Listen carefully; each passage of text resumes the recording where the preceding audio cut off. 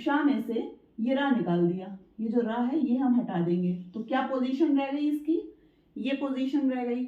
अब इस पोजीशन में हमने अगर ये लगाया तो क्या हो गया, श्री।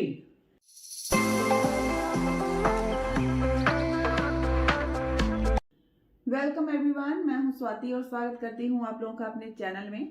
बच्चों, इससे पहले वाली जो मैंने आपके लिए वीडियो पोस्ट की थी उसी का ये सेकंड पार्ट है। इमला लिखने का अभ्यास मैंने एक वीडियो पोस्ट की थी, आप लोगों ने काफी पसंद किया। बस एक जगह मैं डिसअपॉइंट हुई कि जब मैं कोई वीडियो पोस्ट करती हूँ ना, तो आप एटलीस्ट लाइक करने के बाद उस पर कॉमेंट किया करिए, मुझे बताया करिए कि आपकी अब यहाँ पर परेशानी अभी भी कहाँ पर अटकी हुई है, कौन कौन सी वो बातें हैं जो अभी भी आपको इमला लिखते टाइम परेशान करती हैं, आपकी जो अशुद्धियां हैं वो किस कारण से हो रही हैं। अपनी प्रॉब्लम्स को जब तक आप मुझसे बताएंगे नहीं, मैं उनका सोल्यूशन लेकर नहीं आ पाऊंगी। तो ये जो सेकंड वीडियो में लेकर आई हूँ, सबसे पहले हम बात करते हैं हमने फर्स्ट पार्ट में क्या क्या चीजों को कवर किया था। सबसे पहली बात मैंने आप सभी को बताई थी, टीचर्स को, पेरेंट को और स्टूडेंट से कहा था कि इमला लिखने की गिनती विधि आपको प्रयोग में लानी है। गिनती विधि को हम क्रमबद्ध विधि भी कह सकते हैं। क्रमबद्ध का मतलब ये है, अगर सपोज हमने एक शब्द लिया क्रमबद्धता, तो क्रमबद्धता में क्रमबद्धता का जो अर्थ है वो यही निकलता है कि अगर ये शब्द है क्रमबद्ध, तो क्रमबद्ध में पहले क आएगा, उसके बाद र। जैसे जैसे हम वर्णों का उच्चारण करेंगे उसी प्रकार से उसी सीक्वेंस में उसको लिखना भी सीखेंगे। जैसे शब्द है क्रमबद्ध, तो क्रमबद्ध में आधा क, र, म, ब, आधा द, ध, क्रमबद्ध। इसमें से कोई भी वर्ण हम पहले या बाद में नहीं लगा सकते। हमको इसको सही शब्द लिखने के लिए इसको क्रमबद्ध रूप से लिखना ही पड़ेगा गिनती के साथ साथ। तो गिनती विधि के साथ साथ हमको क्या ध्यान रखना है, वर्णों का क्रमबद्ध होना, तभी एक शब्द पूर्ण रूप से लिखा जा सकता है। ये तो आप जानते हैं ना, वर्णों के सार्थक समूह को शब्द कहते हैं, फिर शब्दों के एक प्रॉपर सीक्वेंस को वाक्य कहते हैं, और इस तरह से वाक्यों को जोड़ जोड़कर अनुच्छेद लिखा जाता है। तो हमने क्या क्या पढ़ा था, सबसे पहले वो हम डिस्कस कर लेते हैं। इमला लिखने की क्रमबद्ध विधि मैं आपको बता चुकी हूँ। उसके साथ ही साथ मैंने आपको बताया था कौन सी मात्रा वर्णों पर किस प्रकार लगाई जाती है। उसके बाद आता है विराम चिन्ह। इसके बारे में हम डिटेल में बात नहीं कर पाए थे, ये मैं लेके आऊंगी आपके लिए अगली वीडियो में, नेक्स्ट वीडियो में, क्योंकि विराम चिन्ह की एक सेपरेट वीडियो मुझे बहुत टाइम से बनानी थी, मैं बहुत टाइम से सोच भी रही हूँ। और विराम चिन्ह 2, 4, 5 नहीं है, 10 नहीं है, बल्कि मैं आपके लिए अप्रोक्सीमेटली 18 या 20, 18 या 20 आपके लिए विराम चिन्ह लेकर आऊंगी। तो इसके लिए मुझे सेपरेट वीडियो बनानी ही पड़ेगी। तो सबसे पहले हम लिखना सीखेंगे, भाषा की शुद्धता सीखेंगे। पंक्चुएशन तो भाई तभी लगाएंगे ना जब हमें शुद्ध रूप से शब्दों को लिखना आएगा। शब्दों को लिखने के बाद हम पंक्चुएशन सीखेंगे। उसके बाद है शुद्ध उच्चारण। शुद्ध उच्चारण से किसी भी भाषा की शुरुआत होती है, क्योंकि आप जानते हैं ना, लिखना तो बाद में आता है, पहले बोलना आता है। जब हम बोलेंगे शुद्ध तभी लिखेंगे। ये मैं आपको कई बार बता चुकी हूँ, आप लोग बोर भी हो चुके होंगे ये सुन सुनकर। तो शुद्ध उच्चारण, जैसे इमला बोला जाएगा तो शुद्ध रूप में बोला जाएगा, उसके बाद आती है लिखने की प्रक्रिया। तो यहाँ पर जो 5वां पॉइंट मैंने लिखा है वो है शुद्ध लेखन। शुद्ध उच्चारण के साथ साथ शुद्ध लेखन आज हम पढ़ेंगे। और बेसिकली शुद्ध लेखन से ही स्टार्ट हो जाता है आपका इमला टॉपिक। इमला में जहां जहां आप गलतियां करते हैं, कुछ ऐसे शब्द लेकर आएंगे। तो शुद्ध लेखन में पहला शब्द मैं लेकर आई हूँ आशीर्वाद। ये मैंने थोड़ा सा बोल दिया था, लेकिन पता नहीं क्यों वीडियो शूट नहीं हो पाया, इसलिए मुझे यहाँ से ये दोबारा करना पड़ रहा है। तो मैं आपको बता चुकी हूँ, वा के ऊपर र जो लगा है वो है रेफरा। इसको कहते हैं हम रेफरा। रेफरा होता है आधा रा। आधे रा को हम प्रोनाउंस करते हैं, हल्का सा बोल के अगले वर्ण पर चले जाते हैं, और इसका उच्चारण जिस वर्ण के ऊपर ये लगा होता है उस वर्ण से पहले होता है। हमने बोला आशीर्वाद, आ शी र वा द। इसमें कोई कंफ्यूजन होना भी नहीं चाहिए, क्योंकि ये शब्द मैं आपको कई बार इमला की वीडियोस में बता भी चुकी हूँ। ठीक है, तो यहाँ पर हमने अगर बोला आशीर्वाद, तो जो रा है वो क्या है, वो आधा है। र के नीचे ऐसे हलंत लगा हुआ है। अगर हम इसका विच्छेद करते हैं तो आ शी र आधा वा द, आशीर्वाद। वर्ण विच्छेद मैंने इसका कर दिया है, इसको आप लगा सकते हैं। तो ये रा कहाँ लगेगा, वा के ऊपर लग जाएगा, ये हो जाएगा रेफरा। अगला शब्द है व्यावहारिक। ये है व्यावहारिक। आप लोग अगर सही बोलेंगे तो लिखने में कभी भी गलती नहीं होगी, बहुत बार हो चुकी है ये बात। तो शब्द हमने बोला व्यावहारिक, जब हम बोलेंगे व्यावहारिक तो हम गलत लिखेंगे ही नहीं। कुछ बच्चे कुछ लोग इसको बोलते हैं व्यवहारिक, व्यवहारिक तो वहां पे आई की मात्रा लगा देते हैं, या फिर व्यवहारिक। व्यवहारिक जैसे एक शब्द है व्यवहार, जिससे व्यावहारिक बना है, तो अगर हम व्यवहार लिखते हैं तो इस तरह से लिखा जाता है व्यवहार। ठीक है, व्यवहार लिखेंगे तो यही शुद्ध है, लेकिन जब होगा व्यावहारिक तो व्यावहारिक लिखेंगे। इसमें कंफ्यूज नहीं होना है, गलती नहीं करनी है। अगले शब्द पर आते हैं, मोस्ट इंपॉर्टेंट शब्द है ये, और बहुत ज्यादा शब्द नहीं है हिंदी में ऐसे जो कि गलत होते हैं। अगर आप शुद्ध रूप में बोलना शुरू कर देंगे और शुद्ध रूप में सुनना शुरू कर देंगे तो शुद्ध रूप में लिखना शुरू कर देंगे। वर्ड है अतिशयोक्ति। हमने बचपन से ही बोलना शुरू किया हुआ होता है अतिशयोक्ति, अतिशयोक्ति। किस किसने सुना है अतिशयोक्ति? मुझे कमेंट करके जरूर बताना कि आप लोगों ने भी अतिशयोक्ति ही सुना है, अतिशयोक्ति नहीं सुना है। ठीक है, तो अतिशयोक्ति ये शुद्ध है। गलती क्या करते हैं, या तो त में ई की मात्रा लगा देते हैं, और श आधा होने के बहुत ज्यादा चांसेस होते हैं कि बच्चे इस वाले श को आधा लिखते हैं। ठीक है, अतिशयोक्ति को अगर हम तोड़ते हैं, इसको अलग करके लिखते हैं, तो शब्द बनता है अतिशय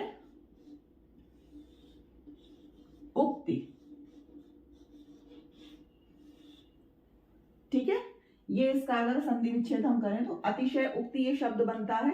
तो जब यहाँ पर अतिशय है, शब्द पूरा है, तो यहाँ हम आधा कैसे कर देंगे, ये समझ में आ गया। तो कभी भी अब इस शब्द में आप लोग गलती नहीं करेंगे। अगला शब्द है लोकोक्तियां। ठीक है, यहाँ पर अगर आधे शब्द में आपकी कोई गलती नहीं हो रही है या हो रही है तो आप समझ सकते हैं, मैं इसको भी समझा देती हूँ। लोकोक्तियां, ठीक, लोकोक्तियां का हमने बोला हल्के से, हमने हल्के से का बोला, और हमने क्योंकि बोला तियां। ठीक है, ध्यान रखिएगा, जब भी कभी किसी ये ई की मात्रा वाले वर्ण में अगर हम इसको अलग करें, लो को आधा का ती या, ठीक है, अभी हमने इसको अलग अलग करके लिखा है। अगर हम इसको प्लस लगा के लिखते हैं तो जब हम इसको जोड़ के लिखेंगे तो ये जो ई की मात्रा है हमेशा का के पहले लगेगी, हमेशा आधे वर्ण से पहले चली जाएगी। और इस शब्द को लिखने का सिर्फ एक ही उद्देश्य था कि लोकोक्तियां में चंद्र बिंदी आपको लगानी है। इस तरह के और भी बहुत सारे शब्द होते हैं, या लड़कियों लिखेंगे। हाँ, बात करते हैं लोकोक्तियां या फिर लोकोक्तियों की। अगर हम इसको ले लेते हैं लोकोक्तियों, तो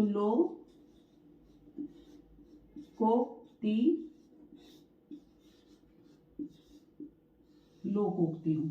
ठीक है, अंक की बिंदी के ऊपर अगर आप लोग कमेंट करेंगे तो सेपरेट वीडियो बना दूंगी जिसमें प्रॉपर आपको अंक की बिंदी किस तरह से लगती है, चंद्र बिंदु कहाँ लगती है, कभी आप गलती नहीं करेंगे। वैसे यहाँ मैं बताने की पूरी कोशिश कर रही हूँ। ये शब्द था लोकोक्तियां, यहाँ हमने लगाई चंद्र बिंदु।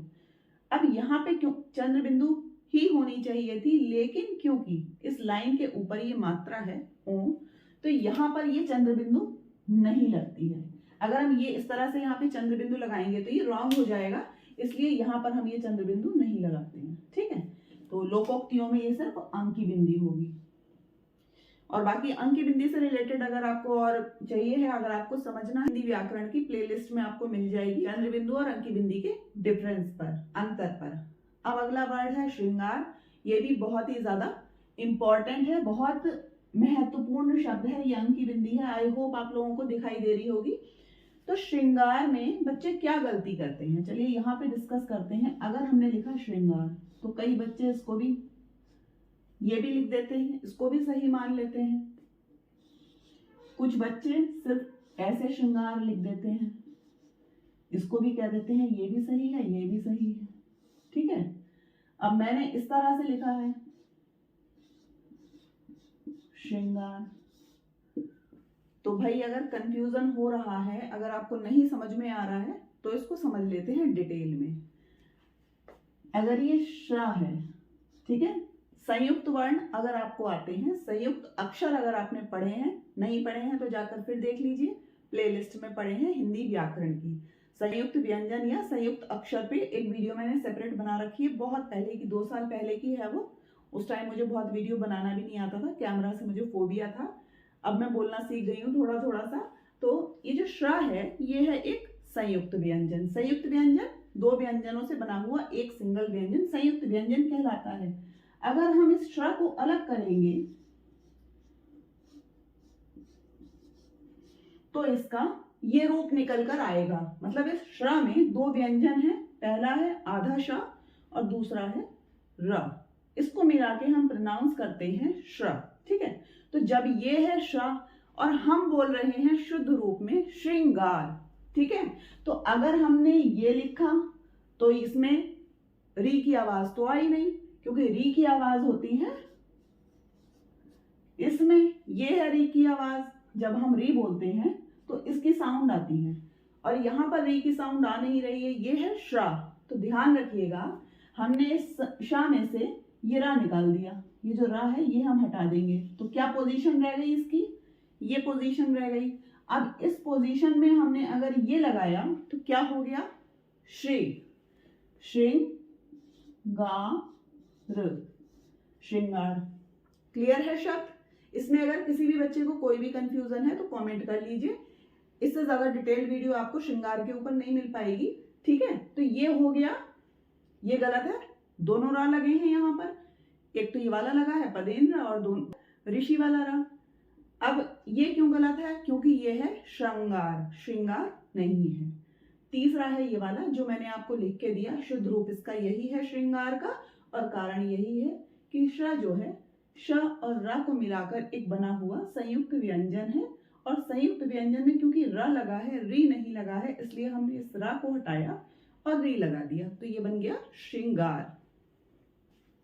तो ये हो गए हमारे शब्द आशीर्वाद, व्यावहारिक, अतिशयोक्ति, लोकोक्तियां और श्रृंगार। बोलना है शुद्ध, लिखेंगे शुद्ध, कभी गलती नहीं होगी अगर आप शुद्ध रूप से बोलना सीख जाएंगे तो। अगला शब्द है अनुशासन। ठीक है, कौन कौन बोलता है इसको अनुशासन, मुझे कमेंट करिएगा। कुछ बच्चे बोलते होंगे अनुशासन, बच्चे बोलते होंगे अनुशासन, कुछ बोलते होंगे अनुशासन, कुछ बोलते होंगे अनुशासन।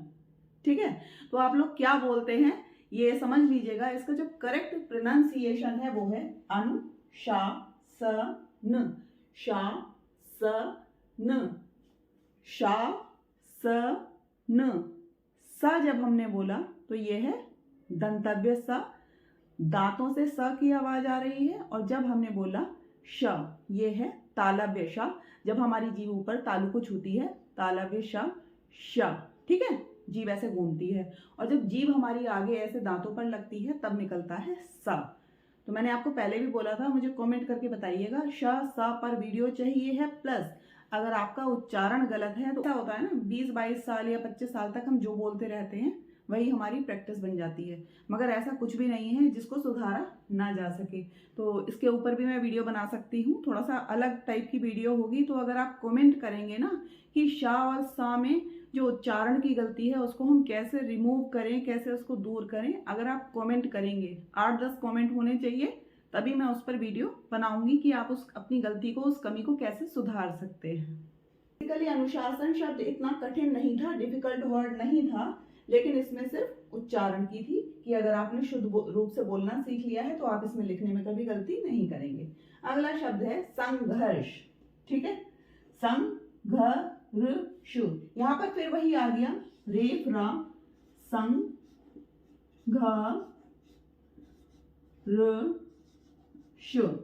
संघर्ष। रा जब आधा है इसीलिए श के ऊपर लगा है, रेफ रहा है, और श के ऊपर लगा है इसलिए इसका उच्चारण श से पहले आएगा। इस वाले श को बच्चे बोलते हैं षटकोण वाला श। ये वाला श आपका हो गया शलजम वाला श। ये है समाज या फिर स्वाति वाला सा। ठीक है, तो ये श, श, श, सा। डिफरेंस समझ में आया? श, श, सा। इन तीनों पर वीडियो बनाएंगे बाद में कभी। अगला शब्द है आकर्षण। अगेन ये आ गया रेफरा, और रेफरा लगाया हमने श के ऊपर, तो ये जो र है ये आधा है।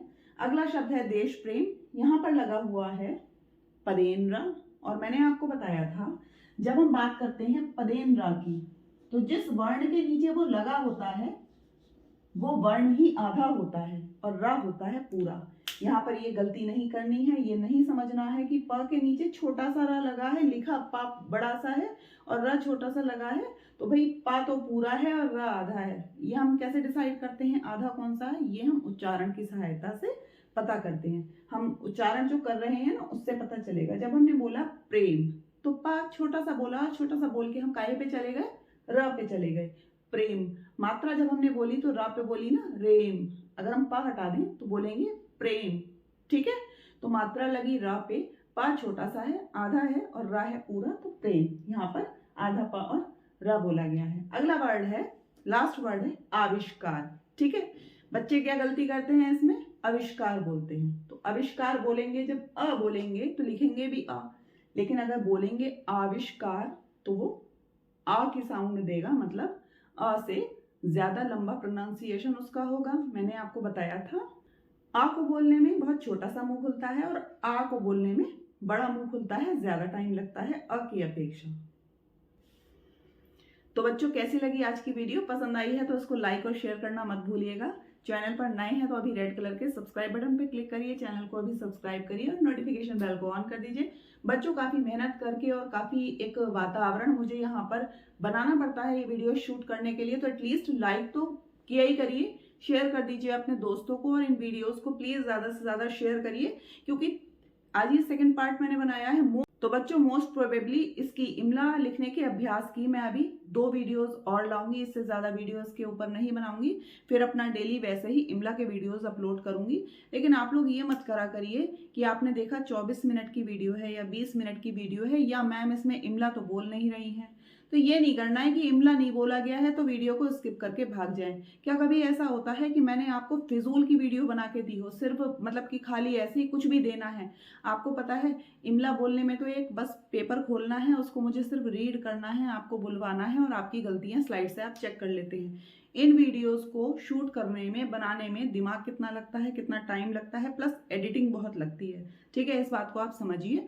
तो हमारी मेहनत को साकार कर दीजिए, इनको वीडियोस को देखिए, पूरा पूरा देखिए, या आपके ही बेनिफिट के लिए बनाई जा रही हैं। तो मिलते हैं अगली वीडियो में, तब तक के लिए नमस्कार, जय हिंद, जय भारत।